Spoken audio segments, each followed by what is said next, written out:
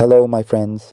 Today, in this comprehensive tutorial, we will thoroughly learn and meticulously discover the absolutely correct and most effective way to completely stop and permanently prevent all system applications from automatically updating themselves on your Android mobile phones. So, first and foremost, you will need to open the default settings application directly from its icon right here on your device's home screen or app drawer.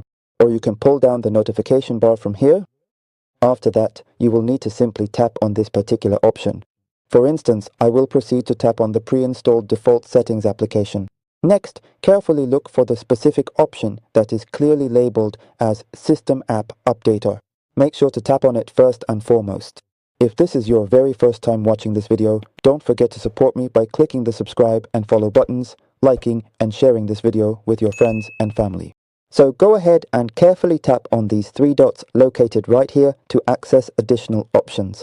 Then you should proceed to tap on the settings option from this particular menu. Following that, carefully tap on the specific option that is clearly labeled as automatic updates. Subsequently, make sure to check the designated option which states do not update. I have personally and previously selected this very important option myself, ensuring that my device does not automatically update.